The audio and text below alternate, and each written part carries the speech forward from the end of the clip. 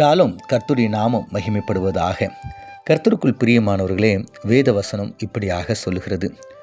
சத்தியத்தை கை கொண்டு வருகிற நீதியுள்ள ஜாதி உள்ளே பிரவேசிப்பதற்காக வாசலை திறவுங்கள். ஏசாயா 26:2.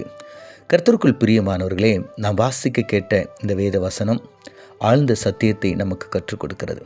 முதலாவது வசனத்தில் நம்ம பார்க்கும்போது இரட்சிப்பையே அதற்கு மதிலாக, அதற்கு அரணுமாக ஏற்படுத்துவார் என்று சொல்லப்படுகிறது. தன்னுடைய பிள்ளைகள், தேவனால் தெரிந்து கொள்ளப்பட்ட ஜனம், அவர்களுக்கு தேவன் எப்படியாக இருக்கிறார் என்றால் இரட்சிப்பின் மதிலாய் இருக்கிறார். இரட்சிப்பு என்னும் அரணாய் அவர் இருக்கிறார் என்று வேதவசனம் சொல்லுகிறது. ஆம் பிரியமானவர்களே, தேவனுடைய பிள்ளைகளாய் நாம் இருக்கும்போது இரட்சிப்பு என்னும் ஒரு மதிலையும் நமக்கு அரணாக தேவன் கொடுத்திருக்கிறார்.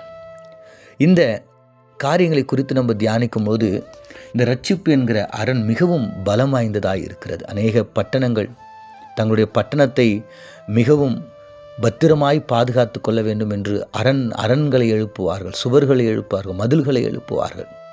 ஆனால் ஆண்டவர் சொல்லுகிறார், அவைகளை காட்டிலும் என்னுடைய இரட்சிப்பை என்னுடைய பிள்ளைகளுக்கு அரணாகவும் மதிலாகவும் நான் வைப்பேன் என்று சொல்லுகிறார்.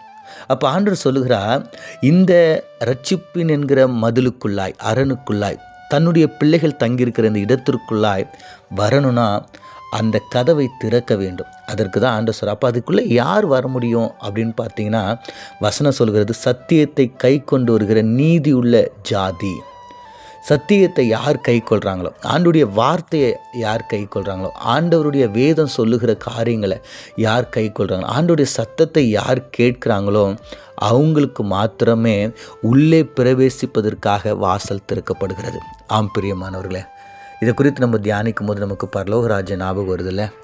ஆமாம், நீங்களும் நானும் ஆண்டவருக்கு பிரியமாய் வாழும்போது, ஆண்டவருடைய சத்தத்தை நம்ம கேட்கும்போது, ஆண்டவருக்கு சித்தமானதை நம்ம செய்யும்போது, சத்தியத்தை காத்து சத்தியத்தின் பிரகாரம் நம்ம நடக்கும்போது பரலோக வாசல் நமக்கு திறந்து அந்த இரட்சிப்பின் மதிலாகிய அந்த பரலோக வாசலுக்குள்ளாய் நம்மை ஆண்டவர் கொண்டு சென்று பரலோகத்தில் நித்திய மகிமையில் நாம் பங்கு பெறும்படியாக தேவன் நமக்கு அந்த வாசலை திறக்க ஆயத்தமாக இருக்கிறார். அந்த வாசலுக்குள்ளே பிரவேசிக்க வேண்டும் என்றால் நீங்களும் நானும் சத்தியத்தை கை கொள்கிற நீதி உள்ள ஜாதியாய் இருக்க வேண்டும். கண்களை மூடி நாம் ஜெபிப்போம். எங்களை அதிகமாய் நேசிக்கிற எங்கள் பரலோக தகப்பனே, நாங்கள் வாசித்த அந்த வேத வசனத்தின் பிரகாரம் சத்தியத்தை நாங்கள் கை கொண்டு ஆண்டவர் உமக்கு பிரியமான காரியங்களை இந்த உலகத்தில் நாங்கள் இருக்கும்பொழுது செய்து ஆண்டவர் அந்த உன்னதமான, அந்த இரட்சிப்பான, பாதுகாப்பான, ஆசீர்வாதமான, இன்பமான, சந்தோஷமான அந்த பரலோகத்தில் வாசம் செய்ய எங்களுக்கு உதவி செய்யும்படியாய் இயேசுவின் மூலம் ஜெபிக்கிறோம் நல்ல பிதாவே, ஆமீன்.